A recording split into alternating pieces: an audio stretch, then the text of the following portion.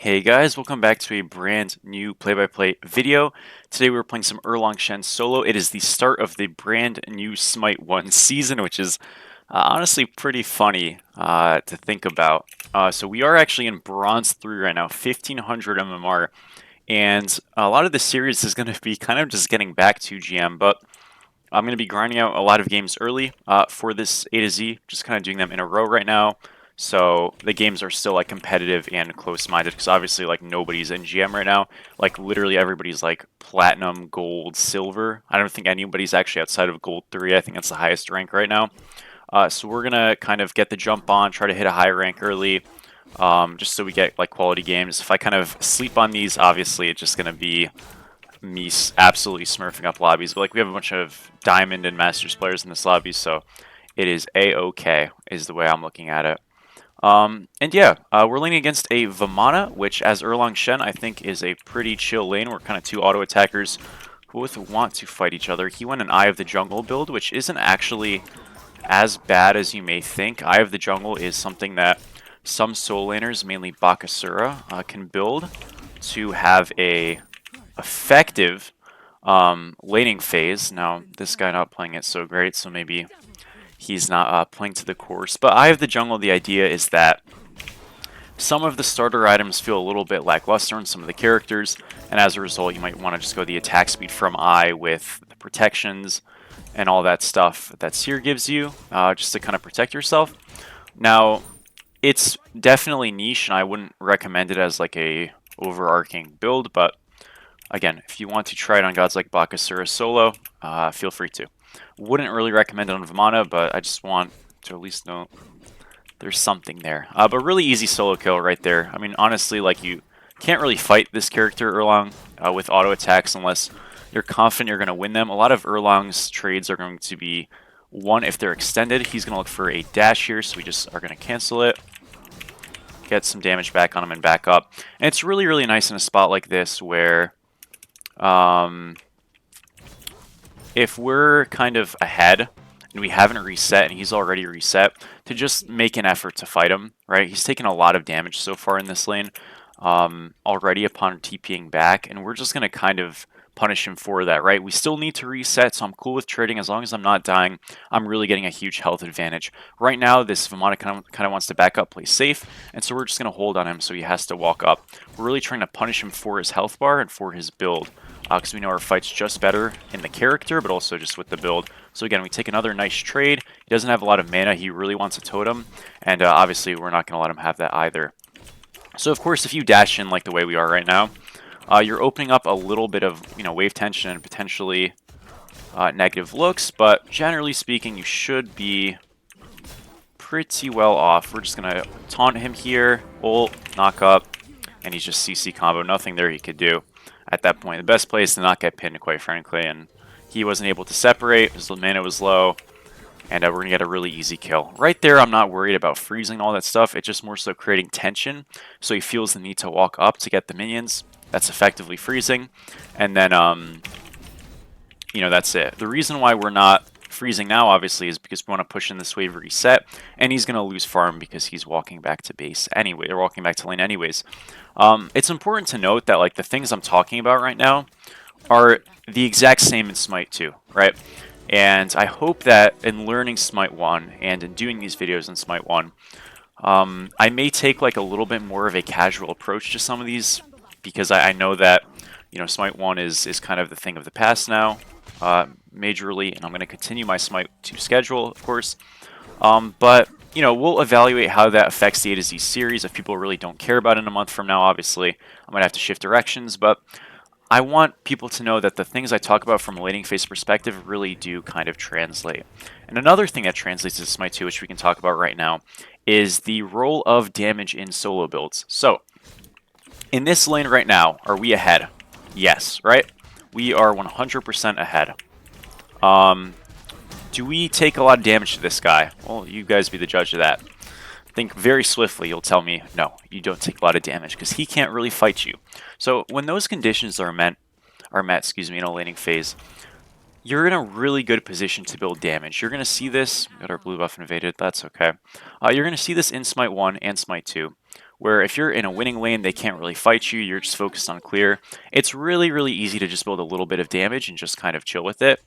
And that's what I'm going to do in this Erlang Shen game. You know, if I wanted to, you know, go defense here because I was afraid of ganks and I was afraid that I could die in the 2v1, I would, but I'm not worried. They have a Hoi jungle, okay. And yeah, I'll be okay, is the point I'm making. So if they want to gank me, make their plays, I should be fine. Again, if I int, obviously, you know, you can always die, but the idea is that assuming we posture decently, rushing damage here won't hurt us. And that's kind of our whole play. We have Frostbun right here, this tier 1 kin size, and just going to massively help our damage. Obviously, he's slowed, and he just falls down yet again. So we're building damage in lanes where we already have the innate advantage because we've already generated a lead, or we're not worried about the damage they do. So let's say you're playing Smite 2, and you're against like a, I don't know, a really passive solo lane character. Say you're against like a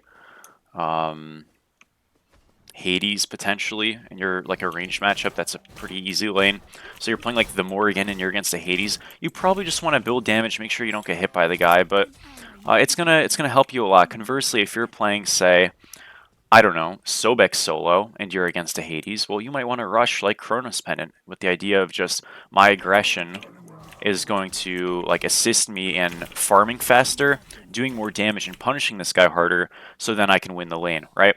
So that's kind of the way you want to look at the laning phase for damage, and I think that's going to help you a lot. And obviously, again, a really easy kill. I was talking about, you know, people are diamond and masters in this lobby. I was mostly talking about my mid support, but obviously their Hoi isn't masters. I do know that. Their Baba Yaga, not sure, but this Vamana, maybe not so much. Hopefully he's not a viewer. I feel a little bit bad. But kin size is going to be the move. What is this? What? I'm very confused. Okay. I'm not shutting down. I don't know. You know, I'm going to give the benefit of the doubt and assume there is some mental confusion going on, and we'll just let him be to his own devices. We're going to clear out this Naga camp and reset really quick with kin size, which is what we're going to be going. We have a ton of attack speed, power. Obviously, executioner also an option, but kind of on kins for the trading. I'll get some words here, and I can literally just solo the Bull Demon King. We shove the wave, so I'm not really worried. I'm not going to lie, I thought I had like a TP to lane type of thing right there. That was a Smite 2 moment. But we've kind of made clearance in this lane. We can really quickly run over to this BDK and probably just do it on our own. That's also what this, you know, damage, you know, provides you in a matchup like this. On an auto attacker, you just have consistent burn and we're able to do things. Executioner is much better for objectives than kin size in Smite 1, but I want to be able to fight this Vamana at all points in the game, and kin size is very, very strong in this game. The trading is incredible, and the extra damage, of course, very good as well. Notice Hoi is kind of posturing to want to rotate mid, so I'm going to hover here a little bit and at least check for him. If there's nothing, there's nothing, but I want to try to help my guys out a little bit. It seems like there wasn't anything, and then they inted afterwards, so I'm just going to kind of let him be. Vamana's going to push the wave there, so I'll go catch it. This protects his blue buff. Again, I was fine with giving up the blue invade because I wanted to look for a play. But just keep in mind that when you do rotate like that, you posture aggressively, you can sometimes lose the opportunity to invade buffs, right? So if I stay in lane, a very common, easy, steady invade is just the blue. I just kind of wanted to dip for more and ended up getting less. And that's kind of like a good way to help evaluate risk reward, is just how much can we get from it. We're just going to CC him again, and he's just super dead. We'll get this Bastion here super quickly. Notice Hoi was top left. He could rotate to me back in mid, so we're all right. Get one Bastion here. I can start working on the second one, and as you can see, this kin size is really paying its dividends in terms of the attack speed and power, and just kind of helping us be the unkillable Demon King we are. We'll go over to Totem, go get that, go get Silver, go get our blue. At this point, I'm going to want to go defense, obviously, like you could if you really wanted to keep going damage to push the lead in the lane. But when I rotate, I'm still a frontliner. I do have TP. I'm going to go bead second, of course. Always recommend going bead second on these auto attackers, especially with this build. And we'll be totally all set. This Vamana is going to walk here, so I'm going to just pin him. Good juke. We'll push the wave, go to our blue, and I'll look for this Naga finally. I know I kind of got a little bit distracted by killing him and stuff, so took a while, but we'll get to it in time, so no troubles. Team is struggling a little bit. Again, I trust my mid laner a lot, so he won't surrender, and I'm like 1,000,000,000% confident I can carry even if he plays bad, which I know he won't, so yeah, we'll be fine. There's really no concern. Again, we can just kind of pull this. If they show up, we can get off, but they probably just won't even be prepared for just the amount of damage we do. And yup, that is the case. We got some wards, a lot of wards on the map. These guys are warding like a pro league team right now, so we'll cover these spots. That one just despawned a little bit unlucky. Hopefully our teammates get some of those other wards, generate themselves a little bit of farm back, and also make the game a little bit easier for our guys. We'll get Totem here. Next item is going to be Berserker Shield. Again, and if you didn't want to go kin size because you didn't have the lead, you didn't feel like you could impress in the matchup, say you were against like a Surtur or something, and you were just having a tough time, this is when you'd go, Berserkers into kins, right? Rather than just kins first. Good matchups for Erlang tend to just be anything he can fight early that doesn't have a lot of CC and dissonance. I feel like, generally speaking, Erlang Shen matchups are pretty good in lane. He can struggle more so just into gods that are good into Erlang and team fights. Characters like Ares are really tough for him. Gods like Ymir, hard CC, things that like make his dash life miserable. Hou-Yi is pretty bad for him. So you want to kind of like try to just avoid characters like that. Kuzimbo also. Things that just disrupt auto attackers, things that disrupt gods, and make, games difficult for people who don't have CC immunity in their kit. Daji, Ares, Kabrakan, stuff like that. Again, solo lane matchups, like obviously Surtur would be pretty bad, just because he can kind of just kill you, but for the most part his solo lane matchups are okay. It's more so just about like, exploiting the fact that he doesn't have a CC immunity, so junglers and supports are really the thing you want to keep your eyes out for. Again, Hou-Yi jungle is definitely weird, it is good into me, but I'll be fine. This is the first day of the thing. Again, I'm going to be a little bit careful here. I'm fine. I'm not worried about this guy, but I don't know where the mid laner is, so him playing aggressive is a little bit of an indicator, in my opinion, that something is up, and I don't like it. Yeah, no problem. We'll let it go. I don't need this. I'm out of here. So yeah, we got Berserkers here. I think our next item can just easily be like more physical defense to kind of reinforce. It looks like they're trying to sneak a Gold Fury. Now, sneaking is maybe not the correct term. It's on vision, but they might just get it. That's all good. I'm going to poke out this Famana, create clearance, and go do BDK. I did catch his dash right there. I could maybe dive him. Yeah, we can. We have plenty of damage. He went double damage, which that is just a grim decision to make on his end. So we'll take that very easily. I'm going to go get this BDK solo here. They all kind of died. They did get the Gold Fury, but with a tower push, which obviously isn't their team's fault, but with a tower push secure, with the BDK, and with some kills back, we kind of justify that Gold Fury thing and, make things all good for us. I think Erlang is one of the better carry solo laners for ranked. I don't really play him a lot, but that's not because he's not good at carrying. I just kind of would rather play Amma and stuff because they're just better.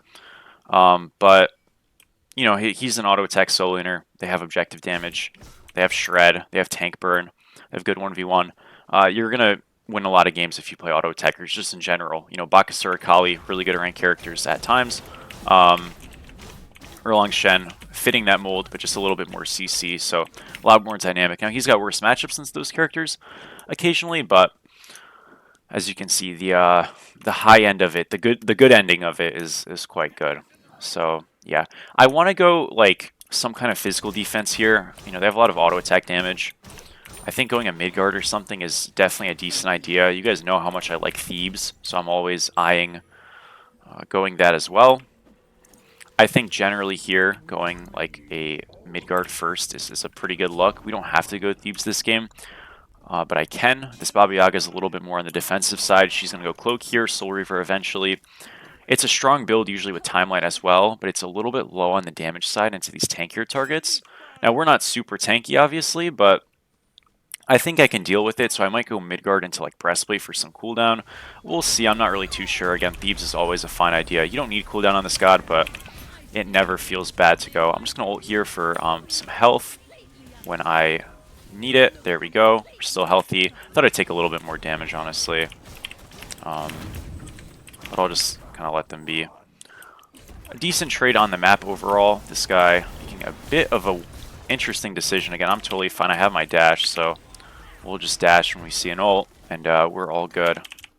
And this guy is just a mental nuke. What is wrong with him? I'm going to reset here and go left. This last BDK is spawning now, so we won't be able to get it. I'm going to upgrade my TP just so I'm a little bit more dynamic on the map. We'll get a sentry ward here as well. And check blue. If this is up, we'll take it. Vamana just dashed over here, and he does not have ult, and we know that. So you know it's about to happen. A very, very unfortunate thing. And he is gone just for free. Poor guy. Very bad luck there. But that's kind of what happens when these characters start to snowball. It's just a terrible time. Again, he's really going like an auto-attack jungle-esque Vamana build from solo. The horrific is usually an indicator someone's below platinum, so I think we just kind of, this guy just kind of had a bad time to start queuing ranked on the new split. You know, that's the good and bad part about New Day ranked. It's going to be up and down, and honestly, guys, I can't really be bothered to queue like 30 games of ranked before I record one on Smite 1 at this point, so it's going to be a fun journey. We'll hit GM with the A to Z. I'm not really expecting it to be super hard. And again, the games are not like we're smurfing because everybody's at the same tier right now. So we just got a little bit of damage off on him. I wanted to just make sure I avoid the stun. I don't really want to like make a stand in a spot like that because obviously the positioning is a little bit dodgy. We steal that really easily.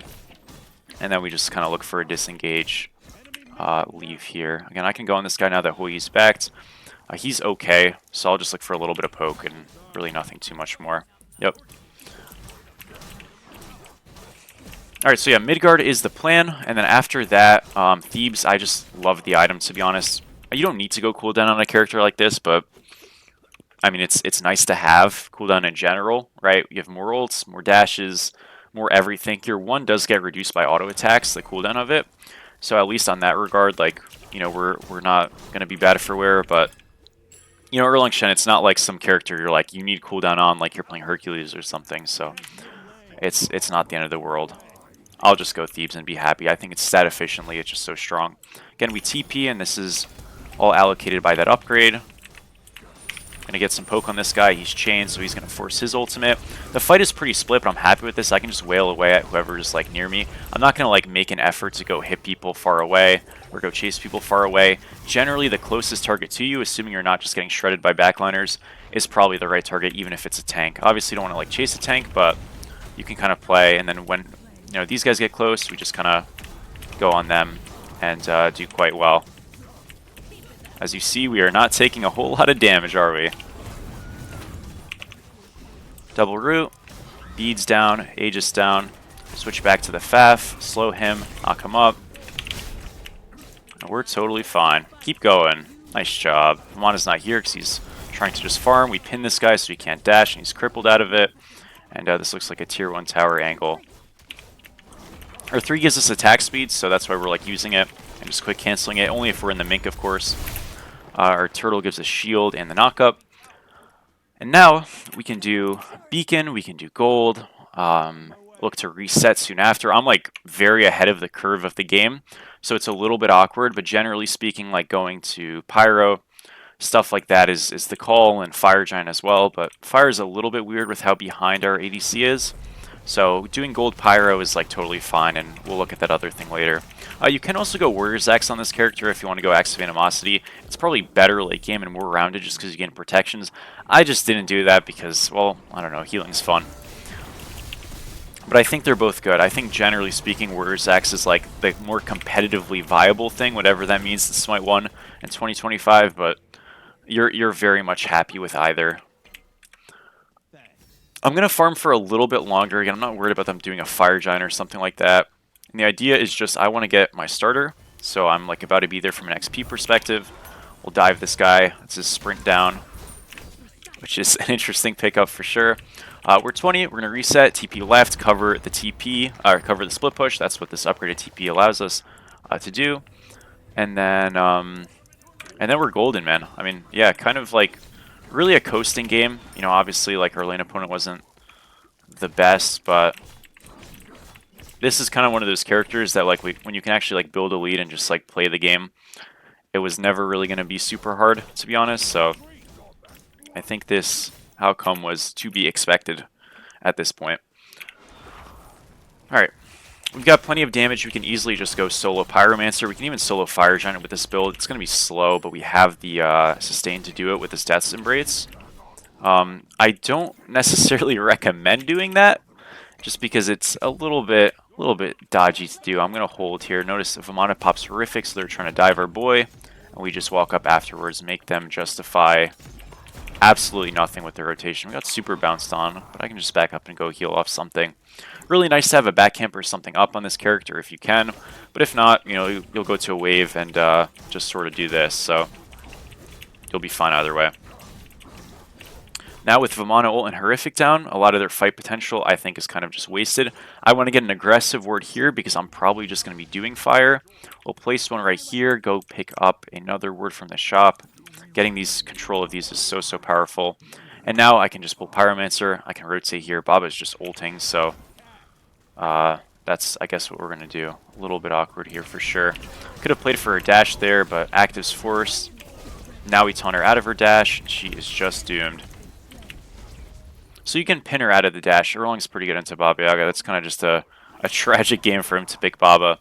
This is a really easy Pyro secure. Again, I can just solo this. Our team plays zone. Generally, when you have Tiamat, she's not a secure burst mage for objectives. So what she's typically doing is just zoning. And if you're playing a god like Erlang, it synergizes pretty well because she can do her business, and I literally just sit here and infinite tank / solo it on my own. So pretty cool thing to do. We're gonna bring this over here so we can get this. Makes us do a little bit more damage.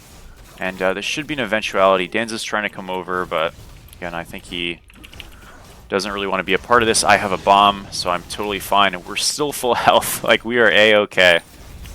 Just on me for securing this, and I'm not super worried about that. Yep. Frostbound, ultimate force. We're going to chase him, apply the slow before he jumps. And now he is just caught. Yeah, Frostbound in this game really is oppressive, especially on these heady characters. These gods, Erlang, Bellona, Vamana, Amaterasu, they really benefit, and you would think maybe otherwise, but they really benefit from split fights. They're duelist characters, just like Arachne and stuff. They're basically warrior Arachne Bakasuras, and they just really benefit from these split fights where they're tanky enough, they can't really lose 1v1s, and they sort of just kill people. And the thing is they can sort of duo as like pseudo frontliners. Obviously, I'm not like the best frontliner in the world on a god like this, but it's good enough that, like, you know, when you pick something like Arachne, you just have an obvious draft weakness, right? When you pick a god like this, it's there, but it's not as, like, exploitable.